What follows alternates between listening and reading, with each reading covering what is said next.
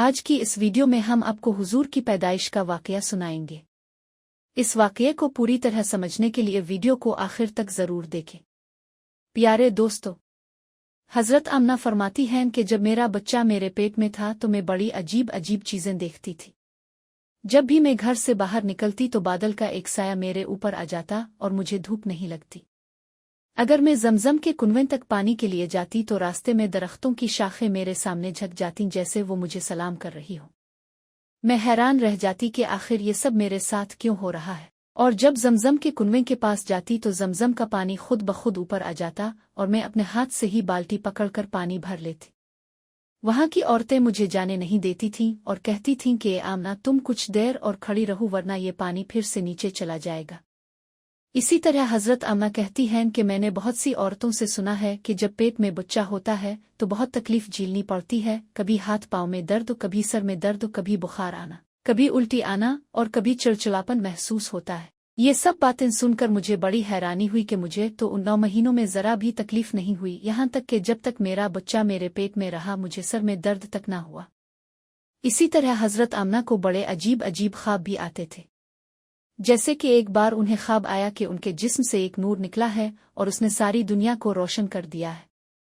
ये सब देखकर मुझे यकीन हो गया था कि मेरे पेट में जो बच्चा है वो कोई आम इंसान नहीं है। हुजूर के दादा हजरत अब्दुल मुत्तलिब दिन रात कबे का गिलाफ पकड़कर अल्लाह ताला से रू रू कर दुआ करते थे, अल्लाह मेरा बेटा इस दुनिया में अब नहीं रहा लेकिन इसके घर एक बच्चे की पैदाइश होने वाली है, अल्लाह इस बच्चे की हिफाजत फरमा और मेरे अब्दुल्ला की नस्ल बाकी रखना। यहूदियों की किताब तौरात में लिखा हुआ था कि जब आखिरी नबी आएगा तो उसके पैदा होने के 10 दिन पहले आसमान में एक लाल रंग का सितारा चमकेगा।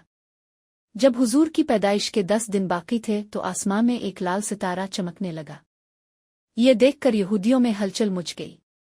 उनके आलमों ने तमाम यहूदियों को जमा किया और कहा कि देखो आसमान पर लाल तारा चमक रहा है, इसका मतलब है कि वो आखिरी नबी आने वाला है।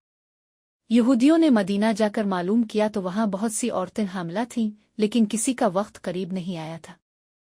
किसी के 2 महीने बाकी थे तो किसी के 4 महीने। उन यहूदियों ने आकर अपने आलमों को बताया कि मदीना में ऐसा कोई बच्चा पैदा होने वाला नहीं है। उनके आलमों ने कहा अब मक्का में जाकर देखो। यहूदी मक्का पहुंचे और लोगों से पूछा कि यहाँ किसी के घर बच्चा पैदा होने वाला है। तो लोगों ने कहा हाँ, यहाँ 5 ऐसी औरतें हैं जिनके घर बच्चा पैदा होने वाला है।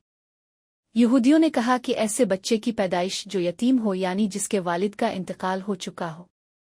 तो लोगों ने बताया कि अब्दुल मुत्तलिब का पोता पैदा होने वाला है और इस बच्चे के वालिद अब्दुल्ला का कुछ महीने पहले इंतकाल हुआ था। ये सुनकर यहूदियों की चीखें निकल गईं। वक्त गुजरता गया और आखिर वो दिन आ गया जिसका सबको बेसब्री से इंतजार था। वो दिन आया जिसका इंतजार आसमान व जमीन, चरिंद परिंद और मखलूक कर रही थी। आज इस बच्चे की पैदाइश हुई जिसकी वजह से इस दुनिया को बनाया गया। अगर वो ना होता तो शायद कुछ भी ना होता। रात का वक्त हो चुका था। हजरत आमना के पेट में हल्का सा दर्द हुआ और उन्हें एहसास हुआ कि शायद आज मेरे बच्चे की पैदाइश होने वाली है। हजरत आमना फरमाती हैं कि जिस रात मेरे बच्चे की पैदाइश हुई इस दिन मेरे घर में गुर्बत का ये आलम था कि चिराग जलाने के तेल के लिए भी पैसे नहीं थे। दोस्तों, इस गुर्बत में हमारे आका इस दुनिया में तशरीफ लाए।